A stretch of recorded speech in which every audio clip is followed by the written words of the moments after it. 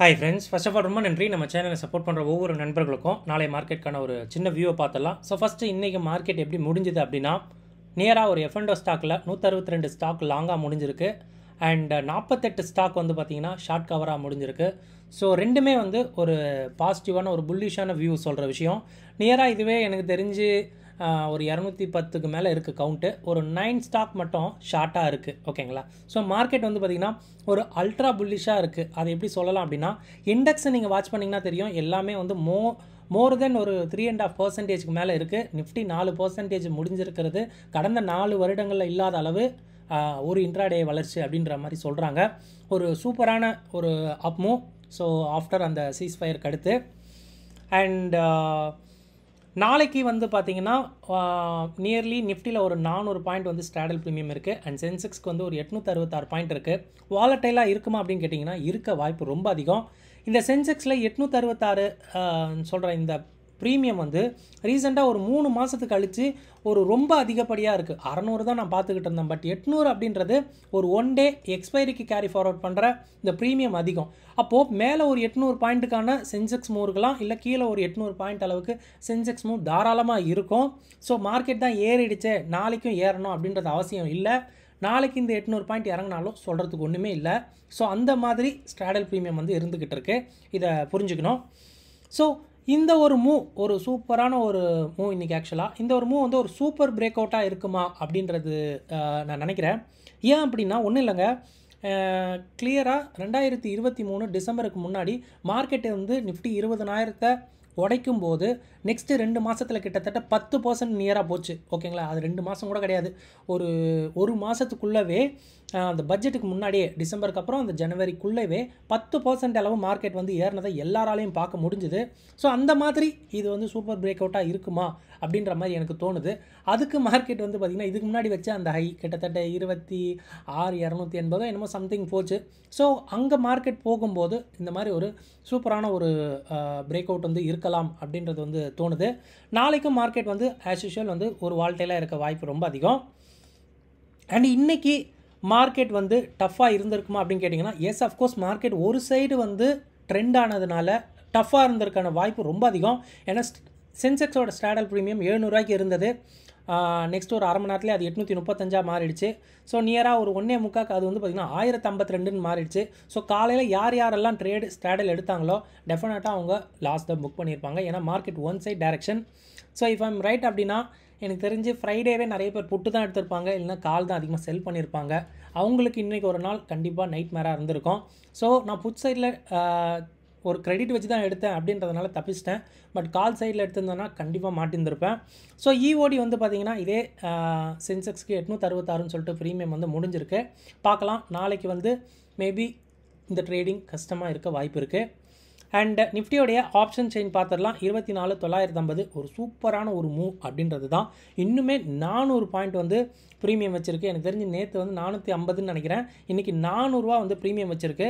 ஒரு சூப்பரான ப்ரீமியம். மேலே ஒரு 400 பாயிண்ட், கீழே ஒரு 400 பாயிண்ட்டுக்கு மூவ் வந்து நம்ம எதிர்பார்க்கலாம். புட்டோட சேஞ்ச் நோவை ரொம்ப அதிகமாக இருக்குது. இது வந்து சொல்லி தான் ஆகணும். எனக்கு தெரிஞ்சு மார்க்கெட் கொஞ்சம் டவுன் சைடு வந்து சின்னதாக போகலாம் அப்படின்ற மாதிரி தான் எனக்கு தெரியுது.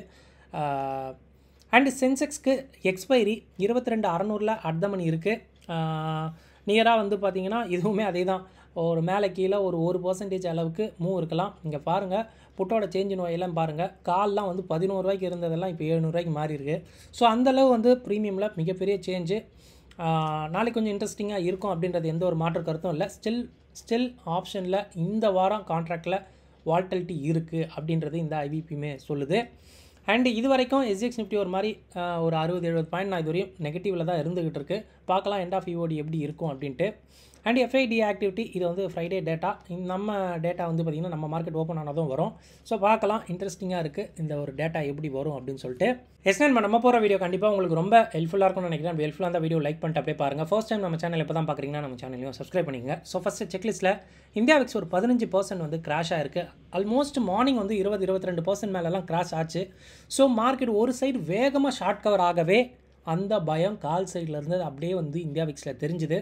ஏன்னா இது வந்து வெறும் நம்ம வீக்லி ஆப்ஷனில் இருக்கிற ஐவியை மட்டும் கிராப் பண்ணாது, இது அக்ராஸ் வந்து பார்த்திங்கன்னா இருக்கிற எல்லா ஆப்ஷனையும் வந்து பார்த்திங்கன்னா கிராப் பண்ணோம். பிகாஸ் இது very huge moment. So it affect all the option contract அப்படின்னு சொல்லும்போது பயம் கிராஜுவலாக வந்து இன்க்ரீஸ் ஆனதை பார்க்க முடிஞ்சுது. ஸோ இதுக்கு தான் சொன்ன மார்க்கெட் கொஞ்சம் சின்னதாக ஸ்லோவாகலாம். ஓகேங்களா, இந்த ஸ்லோ வந்து பார்த்திங்கன்னா சின்னதாக ஒரு 100-150 பாயிண்ட் இறங்கலாம், இல்லை இங்கேயே கன்சாலிடேட் ஆகலாம். இப்படி ஆகும்போது அகெயின் ஃபர்தராக இந்த இந்தியா விக்ஸ் வந்து இன்றைக்கி ஒரு 22-23%லேருந்து 15%க்காக வந்த அந்த ஒரு பர்சன்டேஜ் அகெயின் ரெடியூஸ் ஆகலாம். நிஃப்டிக்கும் சென்செக்ஸும் ஆஸ் யூஷுவல் நம்ம சொன்ன அந்த ரேஞ்சுக்குள்ளே மார்க்கெட் இருக்கும். ஸ்கியூ வந்து வாலட்டைலாக தாங்க இருக்குது. Not for okay to upside அப்படின்ற மாதிரி, ஃப்ளாட் டு அப்சைட் அப்படின்ற மாதிரிலாம் இல்லை. எனக்கு தெரிஞ்ச மார்க்கெட் வந்து நாளைக்கும் ஒரு வாலட்டைல் இருக்கலாம் அப்படின்றது தான் தோணுது. டெக்னிக்கல்ஸை லாஸ்ட் 2 டேஸோட ஐஎன் லோஸ் எடுத்துங்க அண்ட் பிபி டைனமிக்கோட ரெசிஸ்டன்ஸ் அண்ட் சப்போர்ட்ஸை நம்ம எடுத்துக்கலாம்.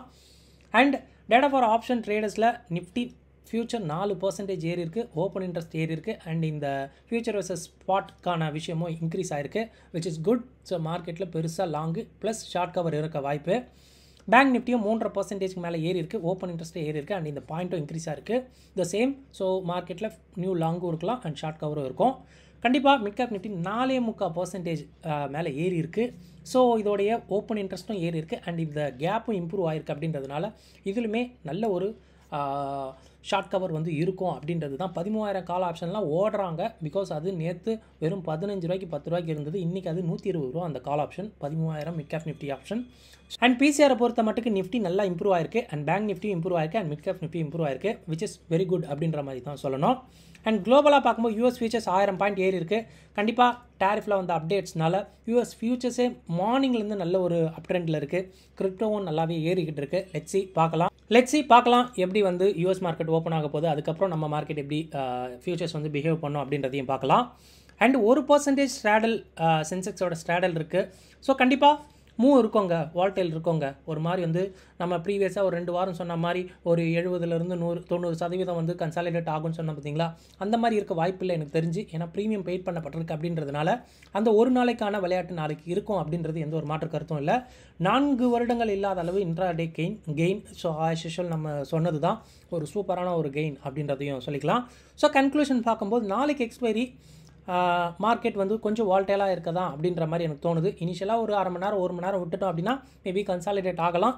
அப்படி இல்லைனா த்ரூ அவுட் டே மார்க்கெட் வந்து ஒரு மாதிரி வால்டைலாக இருக்கவும் வாய்ப்பு அப்படின்றது தான். மார்க்கெட் கொஞ்சம் அல்ட்ரா புல்லிஷாக இருக்குது. ஸோ உஷாராக இருங்க அப்படின்றது தான்.